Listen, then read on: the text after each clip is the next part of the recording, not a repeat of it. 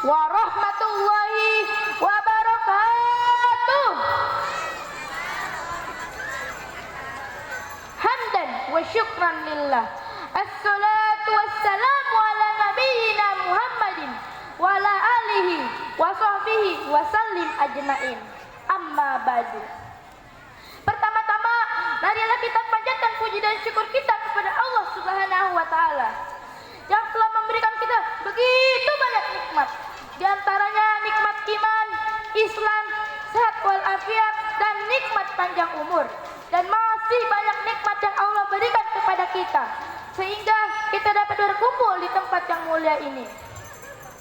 Salawat serta salam semoga tetap tercurahkan kepada junjungan alam, yakni tidak lain dan tidak bukan adalah baginda Rasulullah Muhammad sallallahu alaihi wasallam, juga para sahabatnya dan para pengikutnya hingga hari akhir. Dan semoga kita mendapat syafaatnya di yaumil kiamah nanti. Dewan juri yang saya hormati, Ustadz Ustazah dan para alim ulama yang dimuliakan, serta teman-teman seiman dan seperjuangan yang insya Allah dirahmati Allah.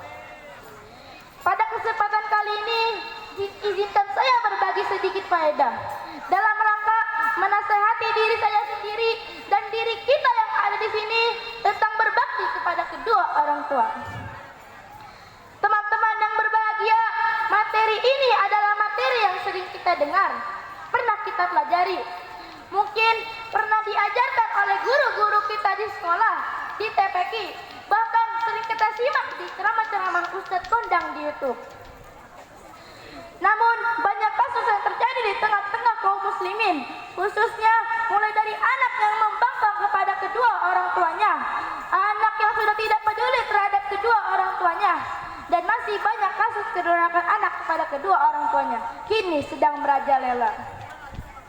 Sesungguhnya Islam sebagai agama rahmatan lil alamin memberikan perhatian besar dalam hal ini, sebagaimana firman Allah Quran surah Al-Isra ayat 23 sampai 24. A'udzu billahi minasy syaithanir rajim. Bismillahirrahmanirrahim. Wa qada rabbuka alla ta'budu illa iyyahu wa bil walidaini ihsana. Dan ingatlah pesan Rabb kalian bahwa Ia telah memerintahkan kalian untuk beribadah hanya kepada Allah dan berperilaku baik terhadap kedua orang tua.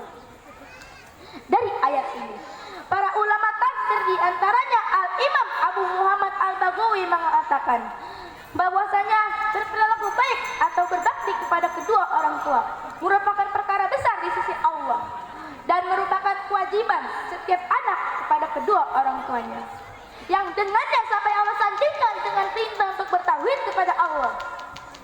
Kemudian Allah Subhanahu wa taala melanjutkan firman-Nya, imma yablughanna indakal kibara aduhuma aw kilahuma. Perhatikan mereka saat mereka dalam kondisi tua dan renta dan berada di sisi kalian. Di sini Allah ingatkan kepada setiap anak yang sangat banyak menyanyiakan orang tua mereka di masa renta mereka, seolah-olah orang tua mereka hanya menjadi beban bagi mereka. Ketahuilah, sesungguhnya mereka adalah pintu surga yang terbuka lebar bagi kita di dunia.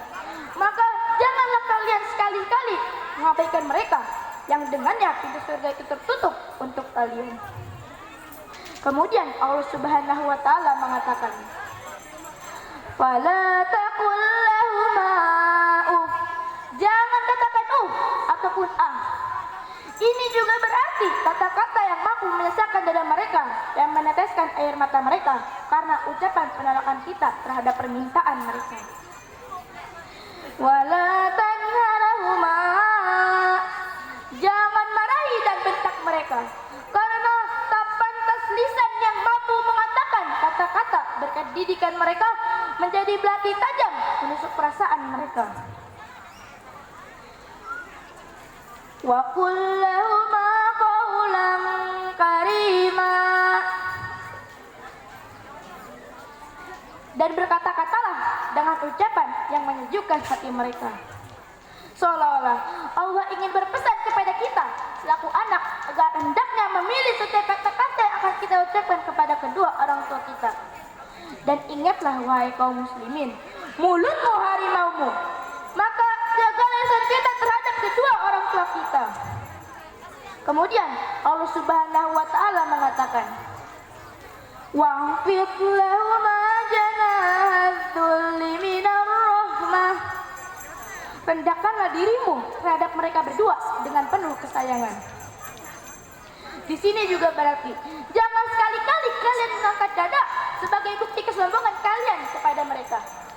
Siapapun Anda, apapun jabatan Anda, dan sebanyak apapun kekayaan Anda adalah seorang anak yang pernah lemah dan dirawat dengan belas kasih sayang oleh mereka. Kemudian Allah Subhanahu wa taala mengatakan, wa qur rabbirhamhuma kama rabbayani shaghira. Dan ucapkanlah, ya Rabb, sayangilah mereka sebagaimana mereka menyayangiku di waktu aku masih kecil. Siapapun kita saat ini, tidak lain dan tidak bukan berkat usaha keras kedua orang tua kita. Maka angkatlah kedua tanganmu ke langit Allah agar mereka diberi kasih sayang. Gunakanlah waktumu untuk berbakti selagi mereka masih ada. Karena banyak yang mengharapkan kesempatan itu untuk berbakti, namun Allah tidak berikan kesempatan itu karena orang tua mereka sudah tiada.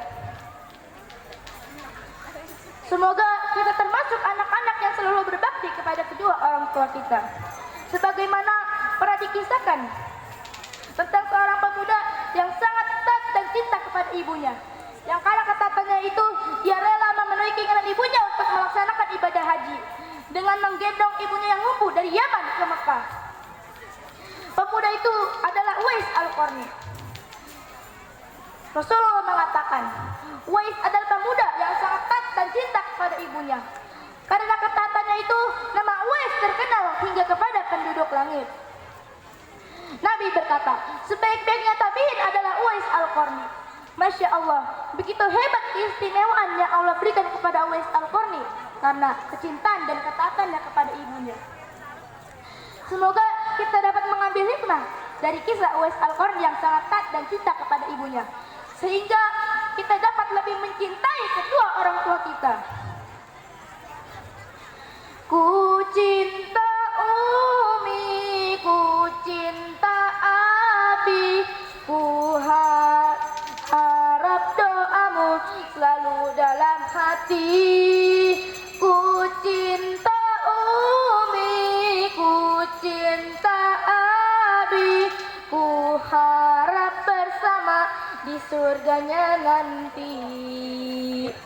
Itu yang dapat saya sampaikan. Mohon maaf atas segala kekurangan.